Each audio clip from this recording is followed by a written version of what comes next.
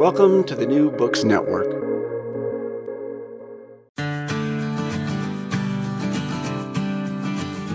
Hello and welcome to Madison's Notes, the official podcast of Princeton University's James Madison program in American Ideals and Institutions. I'm your host, Annika Nordquist. Today's guest is someone with a really amazing life story, Tim Sheehy. He's a 2008 Naval Academy graduate who completed deployments as a Navy SEAL in Iraq, Afghanistan, South America, and the Pacific, where he earned multiple combat decorations, including the Bronze Star with Valor for Heroism in Combat and the Purple Heart. After leaving the Navy, he became a successful entrepreneur and founded Bridger Aerospace, an aerial firefighting company based in Montana.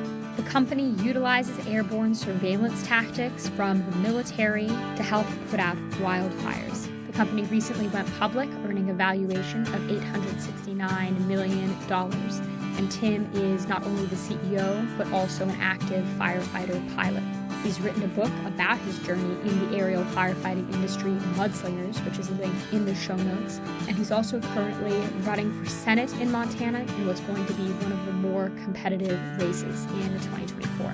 Lastly, before we jump into this conversation, I'd like to note that although Tim is currently running for Senate, this is just a conversation with him to learn more about his experiences, and our publishing of this conversation does not constitute departmental or institutional endorsement of the specific views that he presents. So with no further ado, I hope you enjoy. Tim, welcome to the show. It's such a delight to have you on. Thanks for taking the time to have me, Annika. Just to kick us off here, there are a lot of really interesting things about your biography, but I'm going to kind of skip to the more recent. You were a Navy SEAL, and when you decided to leave the SEALs, join the private sector, plenty of industries would love to hire a Navy SEAL. I know if I had a job that I needed done and someone said, I've got a Navy SEAL on it, I would have a lot of confidence that that job was going to actually get done. And instead, you decided to take a much more difficult path and to start a business from scratch. Why? Well, I think there's anyone who has joined the military in any capacity, but especially folks that join, the elite units where tremendous effort, screening, pain are involved in joining those organizations. The Rangers, Green Berets, SEALs, Marines, the aviation community. There's a deep sense of mission and purpose that goes with that. And I think that, when people ask me or, friends of mine who are obviously, ecosystem of militaries, we're all friends, get asked, there are oftentimes various answers of patriotism and, sense of duty. But really, I think it's almost like a biological desire to be part of something greater than yourself. You really want to be part of a mission, and you want to know that every day when you put your boots and your uniform on, you're serving a higher purpose. And I think especially in 21st century America, with the kind of decline of religion, the decline of social organizations, families are getting smaller. In some cases, we barely have families anymore. We're at the highest rates of fatherlessness in the history of this country. There's a void in so many young people's lives for a higher purpose. And I think the military is a great opportunity for folks to achieve that. But, in my particular sense, I had zero business experience, zero finance experience. I couldn't read a P&L. I didn't know how to do my taxes. But, I'd been wounded and injured in the military and was no longer able to medically be a SEAL. And it was clear that if I was going to be able to stay in the military, it would likely have been in another capacity. And for me, that just didn't hold much interest. If I couldn't lead my men on missions, I wanted to move on to something else. And I saw at that time, this is 2014 timeframe, that, we were still, context is always important in everything. And, there was still kind of an economic malaise in the United States. There was still this recovery happening from the Great Recession. And I think, there was also a sense of duty there where, number one, hey, creating jobs and building a business is important. And for me, I had a kind of unusual skill set where I had grown up in aviation. I'd been a pilot since I was a kid. My neighbor growing up was a Korean War Navy pilot, and he taught me how to fly. So I loved aviation. And I'd seen, the application of aerial surveillance technology and close air support during the wars in Iraq and Afghanistan, saw how life-saving it could be when used properly, how dangerous it could be when used improperly. The largest killer of troops in the first Gulf War of American troops was ourselves, and oftentimes our own air support. And that goes back all the way to World War II. The integration of an aircraft with a ground team in combat is very challenging to do effectively and safely. So I'd been the recipient and beneficiary of tremendously effective air support, both surveillance as well as kinetic, and decided to start a company, to try to bring that capability to other areas. And at the time, many folks don't remember this event, but in 2013, there was an event called the Yarnell Fire in Arizona. They made a movie about it called Only the Brave. And the Granite Mountain Hotshots, 19 of them, the entire team was burned alive, killed. And the team leader of that team that day made the right decision with the wrong information. And, they thought the fire was doing one thing. When shifted, he led his team, into a box canyon, and the fire did something else, and they all died. And, when I heard about that event and started to understand the implications of it, I realized that had that team leader had what I had had on the ground in Afghanistan, they'd still be alive. So I started Bridger Aerospace with the vision of taking a capability that we'd used to great effect during the war and trying to apply it to other things in America, in this case, wildfire, that really needed that support. I mean, there were other applications, as well, border security, law enforcement, search and rescue, but wildfire became our core mission. And, what greater duty can veterans fulfill? We were an all-veteran founding team. All combat veterans started this company from scratch in our barn, total bootstrap. It was all risk, all on black. But to take things we learned during the war and continue to serve America with them. So, at the time, I'm not going to lie, there wasn't a whole lot of high-minded rhetoric. It was simply, hey, this is a cool idea. Let's see if we can make it work. And, it was touch and go for the first couple of years, to be honest. I mean, starting any business from scratch is really tough. And I can't, my wife and I talk about it almost daily. She was a Marine Corps officer, so we both served in the war. And we're like, man, looking back on those days, I'm 38 now. If I had to go back in time and talk to my 28-year-old self and say, I'd be like, hey, man, what you're about to do is so risky. There are so many pitfalls. Would I do the same thing? I don't know, but I hope I would, because it's been an amazing journey. And one of the things that's really remarkable about your business, I mean, there's a lot of discussion on how to handle, encouraging entrepreneurship in America writ large right now. And I mean, the truth is, there's been a lot of focus on business, but a lot of it's been things that are, in bits, things that aren't as physical as the kind of stuff that you have built. And it helps local communities quite a bit more to have, both in terms of actually setting out the wildfires that threaten local communities, but even in terms of jobs and stuff, it's more actually kind of helpful for the community to have something physical than to have, yet another dating app. Do you have any thoughts on kind of the particular challenges that come with building an actual brick and mortar business, and how, from a policy standpoint, we could encourage more of that kind of entrepreneurship? Absolutely. And you hit the nail on the head. And so few people understand that distinction. So thank you for understanding it and highlighting it, because you're absolutely right. It's, and I tell people a lot, we've created over 400 jobs in the last several years.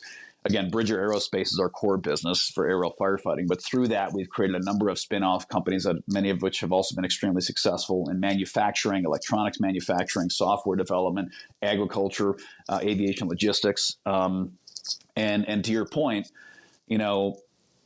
people are used to hearing these startup stories. Oh boy, Facebook started, Google started, whatever. And I tell people, listen, we're not making yoga pants and dating apps here at Bridger Aerospace. We are flying big aircraft in hazardous conditions, protecting people. And you're absolutely right. I mean, you look at the amount of jobs at a manufacturing business. At one point, we had about 100 plus employees in a manufacturing business. We sold that a few years ago. It kind of grew out of our realm of ability. It became very big and very successful, so we sold it. But yeah, manufacturing jobs, a business like ours that owns and operates, a large fleet of aircraft, hundreds of employees that are doing maintenance, fabrication, manufacturing, accounting, finance. I mean, the downstream supply chain impact of having a business that does hard things, to your point, I mean, it creates sticky careers. It creates, for every job here, depending on how far you want to, look at the plume, there are 4, 5, 6 jobs downstream that are created. We build our campus here. Those are construction jobs. We buy components. We buy, whether it's technology or sheet metal fabrication, or we contract out functions. I mean, manufacturing companies and companies that do hard things with actual objects, as you said, create a downstream impact on the local economy that that is very positive and also, like I said, very sticky. So no, that's an important distinction. And especially, I think, in an age in America when many people are very pessimistic about the future of our economy. They're pessimistic about, hey, can the American dream survive? And I think there's so much to discuss there and unpack, not the least of which is the ability of the American workforce to work. We've incentivized, 3 generations of young Americans, and we've indoctrinated them that if you work with your hands when you grow up, you're a failure. You should go to college and get a degree in, underwater basket weaving and gender studies. And no matter how much debt you have to take out to pay for that degree, you're doing the right thing.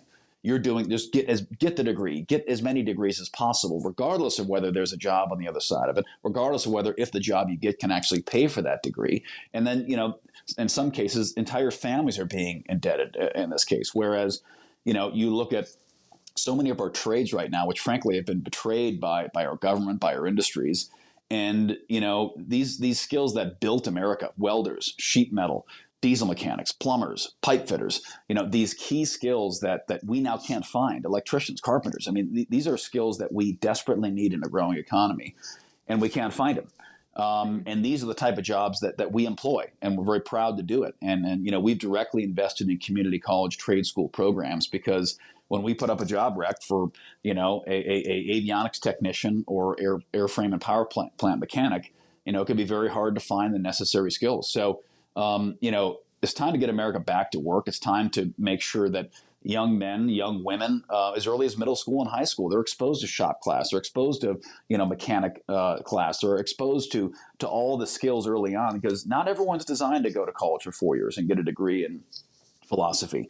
And I think our student loan programs, our Department of Education, our entire education industrial complex, from college counselors, all the way through these education summer camps and AP classes and extracurricular activities, it's all designed to put our kids on a conveyor belt at age 6 and ensure that they get a master's degree. Whether or not that's good for them or good for the country or good for their families, that's what we're doing.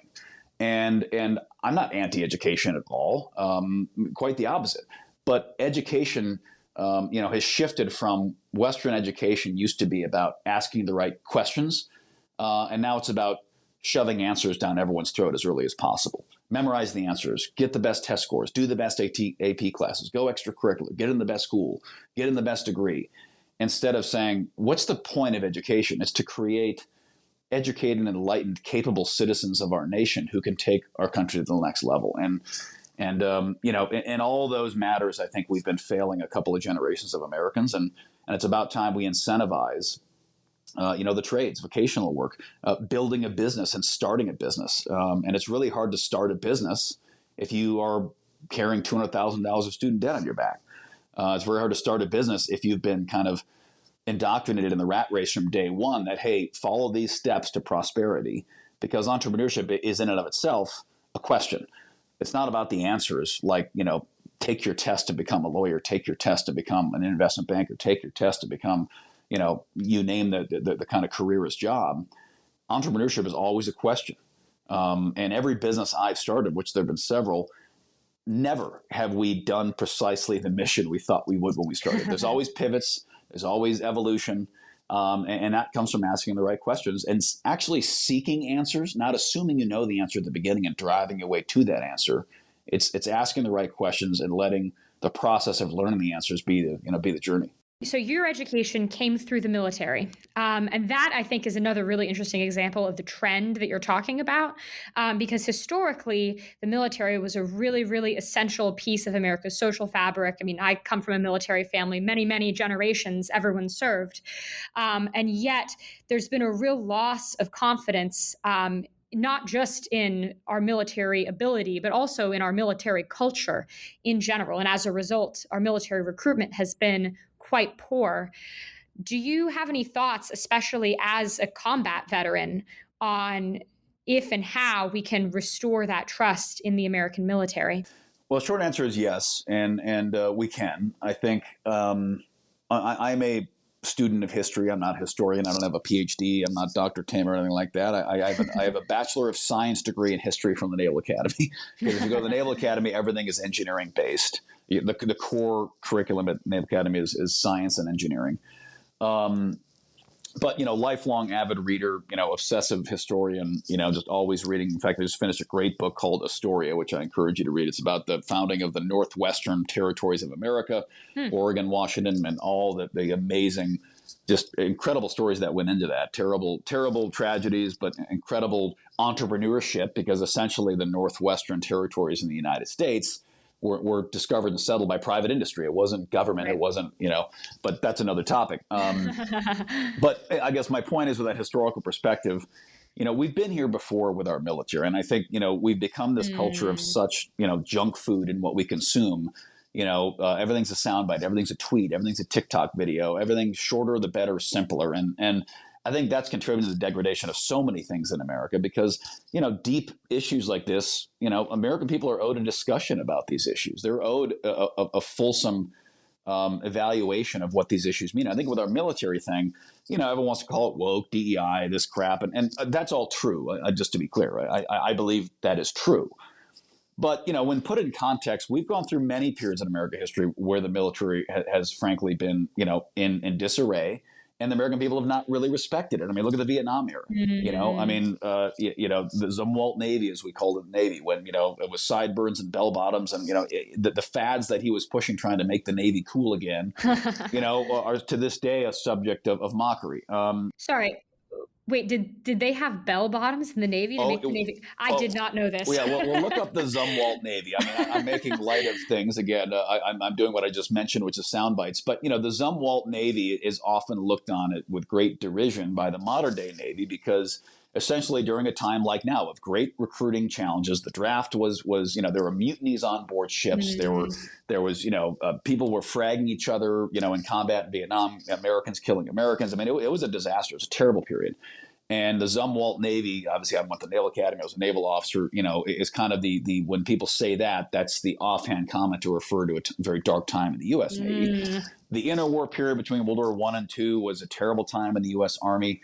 When it was basically regarded as a jobs program for guys who couldn't get anything else in life. During the Depression, it was a good deal to have a military paycheck, so people didn't have a great degree of respect for it. And we can go through a lot of these periods back through our nation's history, and all the way to the beginning. Let's not forget. I mean, our Constitution, our nation was formed with an extremely skeptical view of a standing military. I mean, in the Constitution, the Army is only supposed to be a provisional force that exists for basically 2 years to fight a war and then go away, because they did not want a standing army, because they felt it would be a tool of a tyrannical government. And our Navy, which was regarded as essential by some of our founders, was a topic of incredible caustic debate in the earliest years of America, when, should precious taxpayer money be funded on a Navy or not? And I won't go into that whole discussion. It's a fascinating period of history, memorialized in a book called Six Frigates by Ian Toll. And although it's a naval history book, it's such a looking glass into the early debates of a constitutional republic. But where I'm going with this is yes, we're in a tough time with the military, no question. We've effectively lost 2 wars, which I'll be very clear. Let's be very clear. The military won those wars. I don't care what anybody says. Iraq and Afghanistan were won by the United States military. Those countries were stabilized, and the military did its job. And in both cases, the Obama-Biden, I want to get super political here, but it's just a fact. The Obama-Biden, cabal of policymakers decided to end those conflicts in an extremely irresponsible way. So we ended Iraq, and of course, within 3 years, ISIS had blossomed into the most barbaric terrorist organization in the world, and we had to go back in for the 3rd time in 25 years and invade Iraq for a 3rd time to get rid of ISIS. Afghanistan was effectively stabilized, and it only would take a small security force to prop up the Afghan government to make sure that Afghanistan did not devolve into a terrorist safe haven yet again. And that's exactly what they did. And of course, the discussion there is, we had to bring the troops home. Well, no one's talking about bringing troops over from South Korea. We've been there for 75 years holding the 38th parallel. No one's talking to bring them home from Kuwait. We've been there for 30 years. No one's talking to bring them home from Japan and Germany. We've been there since the end of World War II. American troops have been stationed around the world holding up, the world order for a long time. And so it's frustrating that has cast aspersions on the military, but it has. And frankly, it's fair that people look at that and say, why the hell? And my wife and I talk about this. She's also an Afghan combat vet. We say, are we going to encourage our kids to join? Because the wars we fought in, our sacrifice and that of my team, I was wounded in combat. I had teammates wounded, killed in combat, and then their sacrifice was literally washed down the drain and dishonored by the highest level of government. So it's hard to convince people to join, risk their lives, convince people to have their children join, risk their lives for a government that has very clearly shown it's not really going to take that seriously and it might give it up. And then, of course, couple that with all this other, woke crap, I'll call it, where, the military is supposed to have one purpose: close with, kill the enemy, and advance our national policy via, as von Clausewitz said, war is politics, continued by other means. And right now, it's as we all know, it's being used more of a social marketing tool than anything else. We are unfortunately pushing up on time a little bit here, but I definitely want to have the chance to ask you a little bit about your Senate race. So you are running for Senate in the state of Montana. And one of the things that's really, as I think we've discussed a little before the interview, I have pretty, family connections to the state of Montana. But one of the things that's very interesting to me about this run is the way that it will affect, the state of the Senate 10 years down the line. So if you could talk a little bit about, why this particular race is going to have such a big impact on the state of the Senate and the state of the country. Yeah, well, it's politics, like entrepreneurship. I plan to do a career in the military. I never saw myself in politics. I started a company in my barn with my wife. And then, 10 years on, now politics is in our future, or it's in our present day, I should say. And, it's a strange world in politics, as you know. Everything is just hyper politicized. There's no room for logical discussion about solving the very serious problems we're facing as a country. And for me, my entry into politics was accidental in the most purest form. It was really when I watched Kabul fall in 2021. And I was just absolutely disgusted at the American citizens we left behind, at our allies we left behind. And, me and so many of my friends, we spent so much of our own money and time getting civilians out, getting allies out of there to safety before they got their heads cut off and families were raped and murdered. And it was a tremendously challenging, terrible time for us veterans who served there. Most Americans barely remember it. It's like, oh yeah, the Afghan thing, whatever. But for those of us who served there, it was just deeply shameful, angering, and emotionally wrenching. So, I came out the back of that, and I'd never been political prior to that. And I didn't come out and run for office, but I started getting involved in politics. And I'll be very frank, I was extremely frustrated and angry at the Biden administration and anyone who supported their efforts that literally dishonored our nation's longest war and squandered 20 years of hard fought sacrifice. And in that, I started to become a surrogate speaker and donor just for Republican causes. Again, someone who wasn't overtly political, but simply said, I cannot stand by and watch this happen again. Biden's been involved in two of our most disastrous, pullouts in Iraq and Afghanistan. He architected both of them. And so that's when I started getting involved. And of course, unbeknownst to me, folks were watching and said, hey, you're pretty good at this. You're an effective speaker. You have a great life story. It's about time we stopped sending career politicians to DC and, would you be interested in running? And of course, my answer was absolutely not. I don't want to get in this crap. This is crazy, But, after being asked to consider it and saying no, my wife really is one that pulled me inside and said, hey, you have to do this. You don't want to, and I don't want to. It's going to, as you've probably seen in the press, they're going to tear us apart, destroy our life. Everything you've ever done, all the philanthropy, they're going to turn you into a monster. Even though all you've ever done is serve your country and serve your community. It's like, but if you don't do this and the country continues to go off the rails, it's like you won't be able to sleep for the rest of your life. If you've been given an opportunity, frankly, to step in and save America, and you don't take that opportunity, and things get worse and go off the rails, you'll never forgive yourself. And therefore, it was truly a call of duty that we answered. And obviously half the country won't agree with that, but it is what it is. We're in this for the right reasons. And this race, as you correctly stated, is the race that will determine control of the Senate.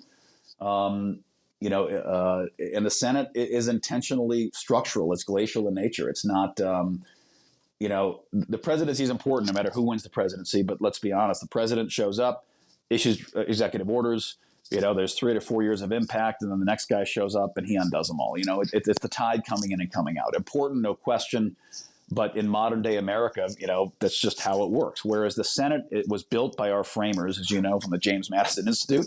The Senate was built to be a glacial body that frankly protected, America's institutions and ensured that we didn't do anything too crazy and the House of Representatives or the White House or even the judicial branch. It's meant to be, the force of stability.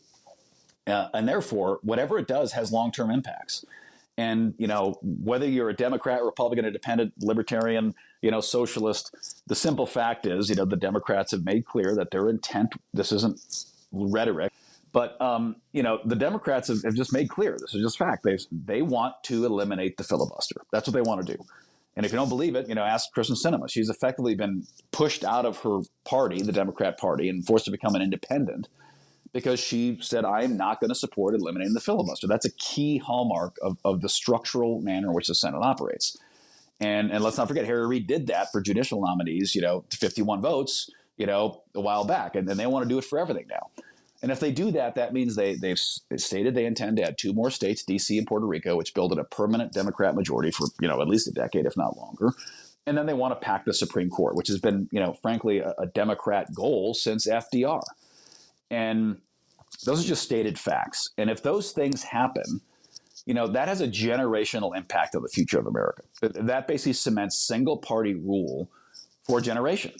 And there's no arguing that.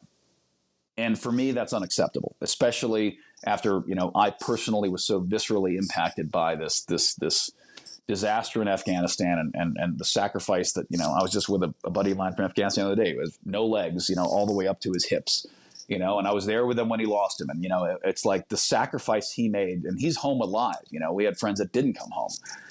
And I refuse to watch our country get sold out any further. I refuse to watch working class Americans be put under extreme inflation, be lied to every day. I refuse to watch our national security interests on the world stage continue to be undermined by our own government. I refuse to watch our border be wide open. I want immigrants to come here. I've brought dozens of immigrants to this country, whether they're Afghan refugees or workers coming to work for our company. We want people to move here the right way. But what we're doing at the border now, by any stretch of anyone's imagination, is extremely irresponsible. It's irresponsible from a national security perspective. It's irresponsible from a economic perspective. And this race will determine control of the Senate. So at the end of all that, soliloquy I just gave you there, this race will determine whether the Senate, allows an expanded Supreme Court, allows 2 more states, wipes away the filibuster, and cements a permanent single-party rule, or whether we continue to be a constitutional republic. That's what's at stake, and that's why I'm running. Okay. Well, I know that you have somewhere else to be, but thank you so much for your time. This has been super interesting.